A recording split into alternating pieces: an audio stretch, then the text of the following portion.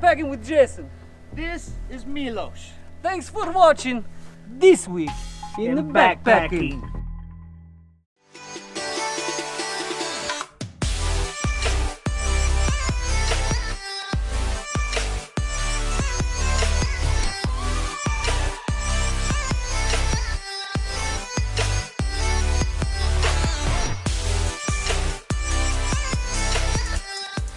Welcome back to This Week in Backpacking. We're your hosts, Miyagi and Trips, and we're on location. Coming to you from Pictured Rocks National Lakeshore, where we've spent the last 4 days with a fantastic group of friends. We've got some special correspondents that are going to be introducing some of the segments.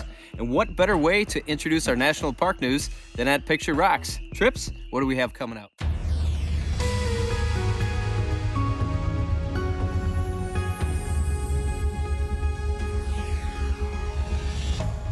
There's no place quite like Bryce Canyon by day, and no time like a new moon in June to enjoy it by night. The park is pleased to announce that its annual Astronomy Festival will resume this year and is scheduled from Wednesday, June 9th through Saturday, June 12th. As always, the festival is free with park admission, though those familiar with past festivals should anticipate numerous modifications in the interest of public health and safety. The National Park Service would like to remind you that the elk calving season will begin soon in Yellowstone National Park.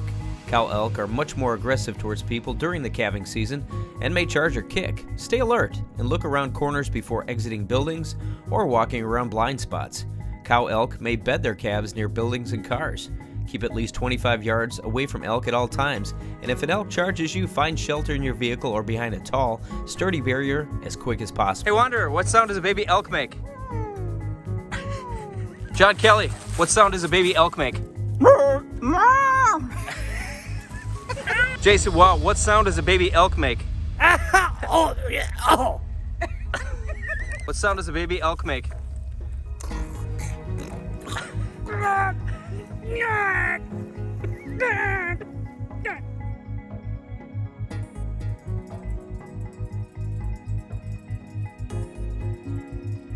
John Kelly, what's your favorite national park? Smoky Mountain National Park. Yellowstone. Rocky Mountain National Park, Colorado. Love it. Little League, what's your favorite national park? Oil Royal. Is Rom Park a park? Smoky Mountains. Almost, what's your favorite national park? The Grand Canyon. What's going on, guys? I'm John Kelly from the Backpacking Podcast. You can check out a new episode every single Wednesday on your favorite podcasting platform. Now, let's check out the world of backpacking.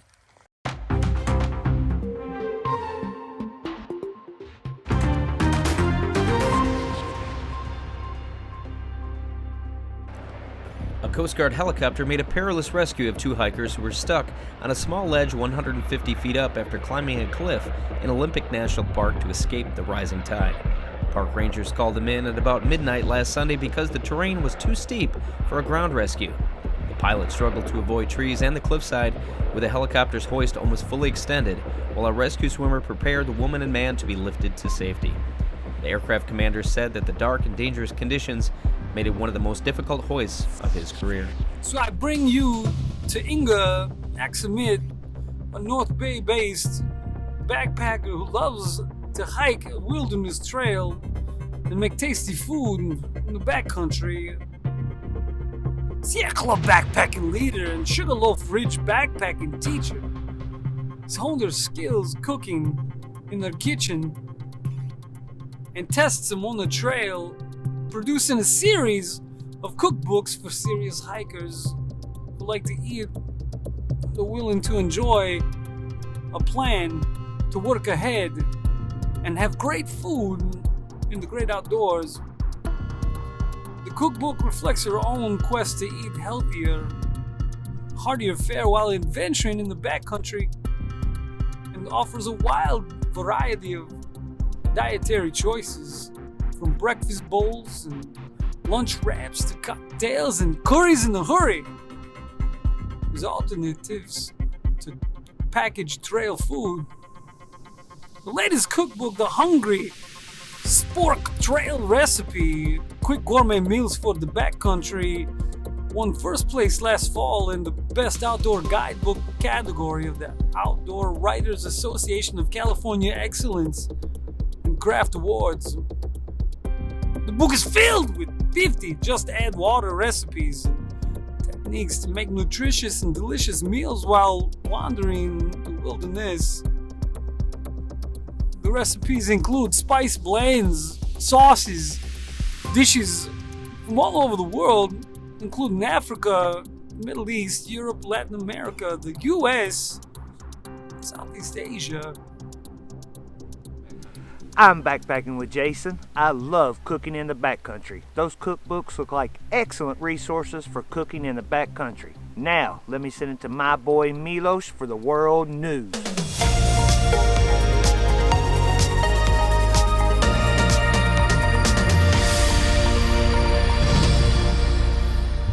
My name is Milosh. Thank you, Miyagi, for World News Milosh. One thing I like about being a hike is I can go anywhere in the world. This time on World News Milosh go for Isle of Man. I bring you to Isle of Man, walking challenge of approximate 100 miles around the Manx Isle. This called the Rad Nifoilan, which is translation of Way of a Gull. People been walking segment this trail for hundreds of years, and first written about walk 1874 is the first hiker. But in 1986, the way is inaugurated at Peel, cultural heart of Ireland, and has changed little since. Start at the island largest town, Douglas. Road quickly leave the built-up area behind. Follow quiet coastal road that become cliff-top trail toward Castletown. There are tiny glens and bays along the way, and from Castletown route pass around the southern point of the island, follow the romantic high cliff and Calf of Man, small island where tidal race whip around the rock and the seal you can see from the coast. From Port Erin to Peel, the way follow the high coastal hill and dale, and on clear day you're gonna see what is called the Realms. This led to Peel, island only city where more of an Irish feel. Next you're gonna follow lower cliff, join the line of a defunct railway. To beyond the village of Kirkmichael, you can actually join the beach walk around Jerby Head, but it could be a long beach walk. You got to be careful for long walk in sand. Over next day, coast path follow beach to old fishing village Ramsey. From here you are wind back up on the cliff, Moghold Head with some beautiful cove, beautiful glen, continue on quiet road to Laxey. This famous for lead mine and huge Victorian wheel is used for pump water out. Final leg on this hike, gonna take a nature reserve, ancient church, and final fling on coastal trail before join long promenade back into Douglas and complete the island loop. Also home in Isle of Man is TT, Ultimate Motorcycle Race. It's a must-see event for motorsport fans all over the world. Every May and June in Isle of Man, a tiny country between England and Ireland, this is Motorcycle Nirvana. Is world's greatest road race gathered to test against incredible mountain course. 37.73 mile beast of a course, carved out in the island public road, and for over 100 years, the mountain siren calls the fan and calls the rider for experience the unique atmosphere of Isle of Man TT Festival.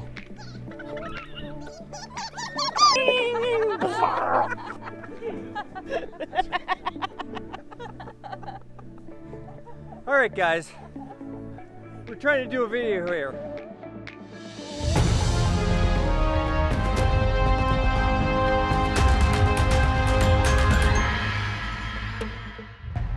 Emily Ford became the first woman and second documented person to thru-hike the 1,200-mile Ice Age National Scenic Trail through an unrelenting Wisconsin winter, and only the 78th person to thru-hike it in any season. Ford, 28, of Duluth, Minnesota, set off from Potawatomi State Park in Sturgeon Bay on the edge of Lake Michigan in Door County at the eastern terminus and was accompanied by a borrowed Alaskan Husky named Diggins. Following what was once the southern edge of a glacial advance into North America, the Ice Age Trail cuts a rough Z across Wisconsin. It crosses bogs and hilly terrain, sculpted by ancient ice moving across the landscape, and skirts jumbled towers of rock the glaciers left behind. Day hiking the Ice Age in summer is a popular, relatively low-intense activity. In winter, however, storms can dump a few feet of snow in the day. Temperatures stay well below freezing for weeks, sometimes dipping to negative 40 degrees Fahrenheit. The intense and frigid journey took Ford 69 days, where she powered through feet of drifting snow, camped in any clearings she could find, devoured gas station sandwiches, and accepted trail magic and overnights by complete strangers in their homes. Emily powered through the trail to finish at the St. Croix River in the Minnesota border. During her youth, Emily spent time at her grandparents' farm in northern Minnesota, where her love for the outdoors grew. During a trip with a friend to the Boundary Waters, a seed was sown that eventually fueled her love for long-distance hiking. For weeks after her finish, a photo of Diggins hung above Emily's desk. In late April, she and her partner Flo became a family of 4 when they officially adopted Diggins. Emily Ford, that was incredible. A thru hike in the middle of winter, 1,200 miles. Awesome. That was incredible. Well, guys, that's going to wrap it up for This Week in Backpacking. If you have anything that you'd like to share with us, please drop us a line at thisweekinbackpacking@gmail.com. That's going to do it. We'll see you guys next week on This Week in Backpacking. Take care. Take care.